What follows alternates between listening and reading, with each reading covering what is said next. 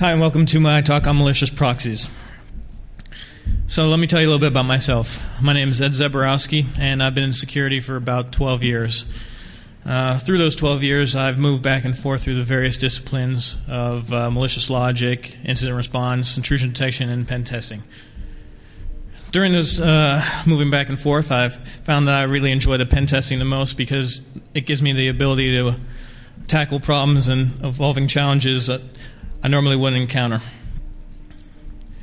So one thing I want to get out of the way talking about proxies, when I use the term proxy, I'm focusing only on web proxies.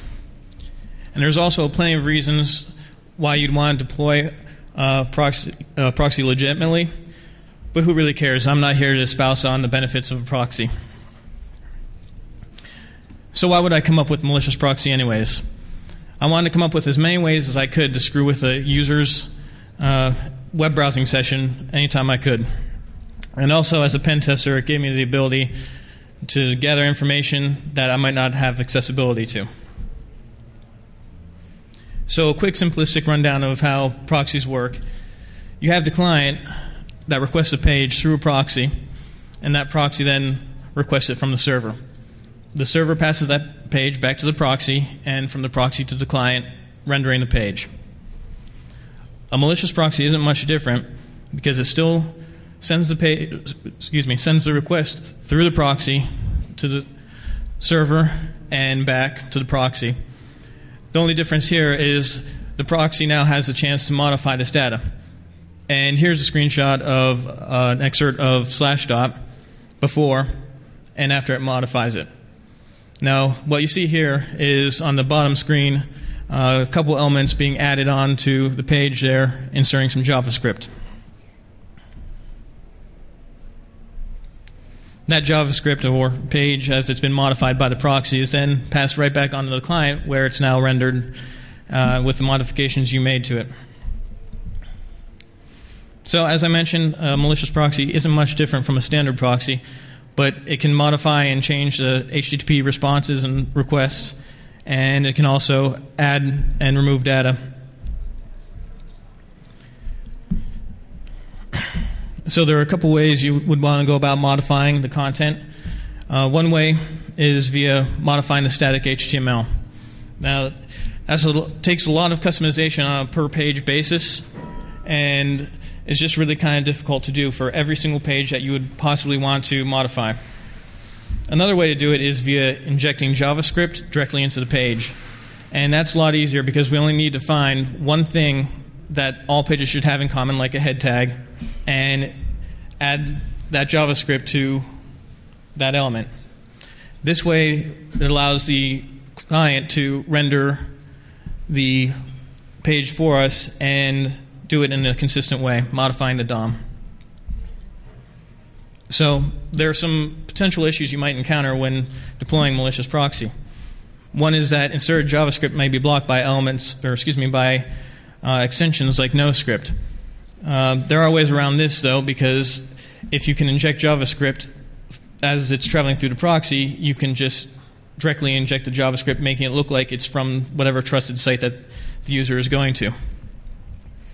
Also, I've encountered that some AJAX-heavy sites don't play very well, especially in the area of forms. If a site sends the form request off in an AJAX request, it might not get picked up, but if it's sent via a form post to a separate handler, it will get picked up. Another issue is compressed pages. Because everything uses the HTTP 1.1 standard these days, excuse me.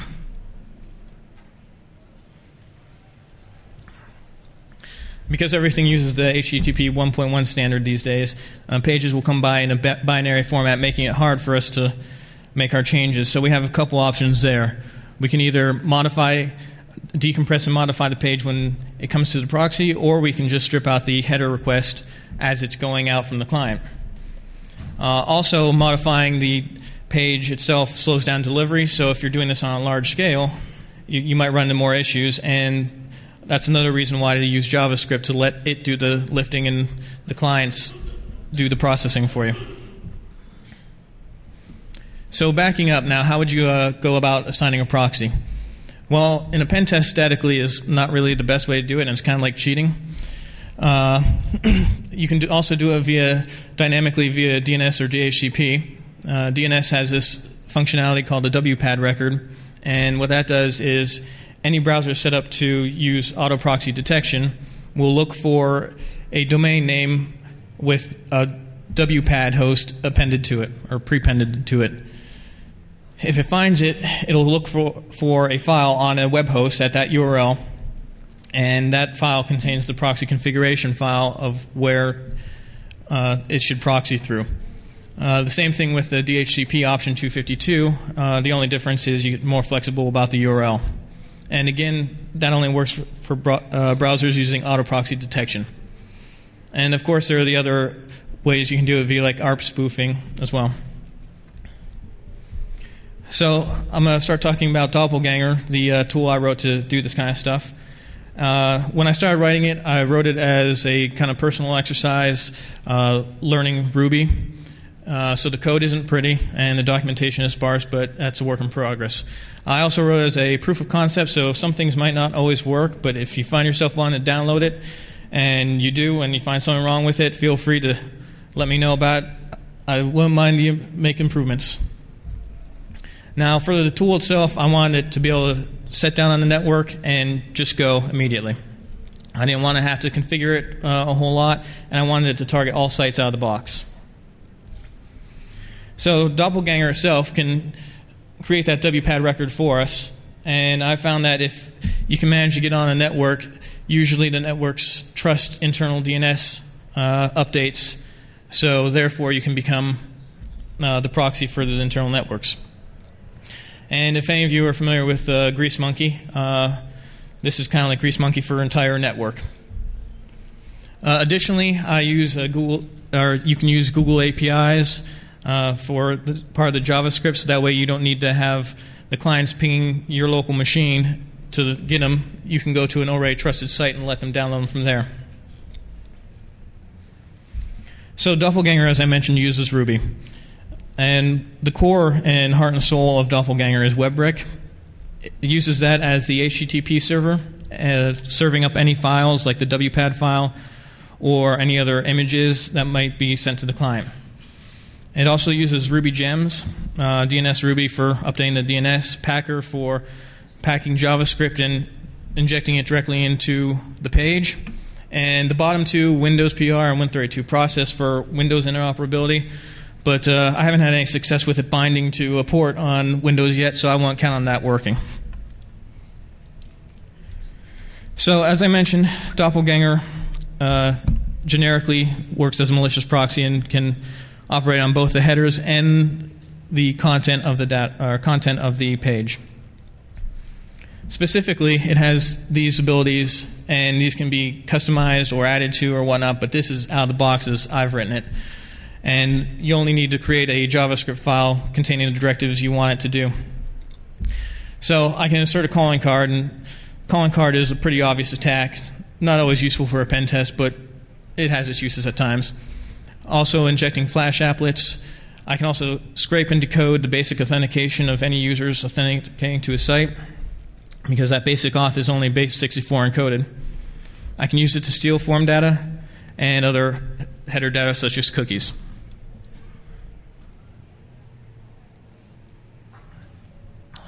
So inserting a calling card simply just removes all the children tag of the body tag, and it adds a new image to display on the page prominently. Header capturing works just as it sounds. As a header is coming in or out, you can grab it. And like I said, this works for HTTP basic authentication, and it can decode it for us on the fly, so that way we don't need to bother putting it through our base 64 decoder. And we can also grab cookies to steal other people's sessions. For injecting flash, we can just append that onto the end of the body of the page, and this allows us to gather more information about hosts and potentially even exploit flash vulnerabilities. In capturing form data, the way this works is it binds to the submit event on all forms, And when the user clicks on the submit button, it serializes that data, sends it back to the proxy to a non-existent URL where it's then logged by Doppelganger. And this is pretty useful too, especially for those pages that are HTTP only, but then post the data to the form, to a secure page. So an example of what you might see is here a tragic event happening on June 23rd, a separation of a couple, because that never happens. But if you were running Doppelganger and you had the calling card functionality, they might see something more like this. Stealing form data. Here's an excerpt from the /.login box. And I have my username and my password in there. And at the bottom, in the red, is the form data that's serialized and posted back to Doppelganger that contains all the information that the user put into that form. So Doppelganger has some other uses, potentially. You could use it in phishing attacks. You could also use it in CSRF attacks or exploiting other things like Adobe Flash or the O-Day Firefox vulnerabilities that just recently came out. And where I'd like to take it in the future is add more or more control over what pages that you could manipulate. Right now, as I mentioned, it just kind of gets everything out of the box. You might want to be able to filter out some of those pages and only get the ones that might be of interest to you. Also, a little more interactivity, because there's chances are you might want to add more JavaScript to it via Google APIs, in which case you had to stop Doppelganger, start it back up, and run it. And during that time, you might miss something. Or if somebody's looking at you as the proxy and you're not running, you could effectively denial of service to the network. And additionally, I'd also like to add some functionality for the SSL strip and SSL sniff that Moxie's been working on. That's some pretty good work right there. So now some curious findings about when I was creating this tool. One of the things I found out when I started with the WPAD was that when I first updated that DNS record, I had about 320 hosts pinging my laptop as their proxy in about an hour's worth of time. But in our environment, we don't use, or our environment uses GPO to push out proxy as well as baseline image. So we were getting about 320 hosts that were looking at my laptop to be their proxy. Also, additionally, not on the slides, is I found that big surprise. IE was the biggest offender of using the WPAD, the auto proxy detection. But there were still some other browsers in there that were using it as well, such as Firefox and Opera, which was a little bit of a surprise to me. So there are some things you can do about the WPAD attack. One of the things is you can serve out the DHCP option 252 yourself, or the DNS option. Although browsers look at the DHCP option first, so that would be the better way to go.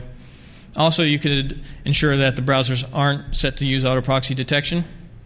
And as I mentioned, this only protects against the WPAD, not the ARP spoofing type of attacks. So below is the URL for the code, and it's hosted at Google. And it has the fine seal of works on my machine approval. So you might get your mileage may vary, but again, let me know, and I'll always look to fixing it. So that's it. Thanks.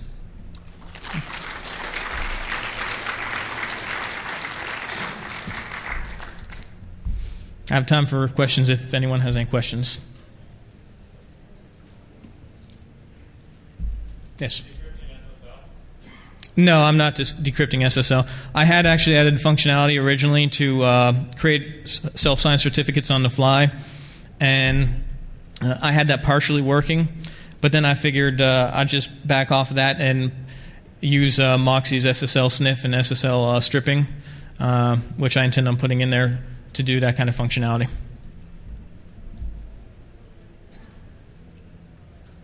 Okay, well, thank you.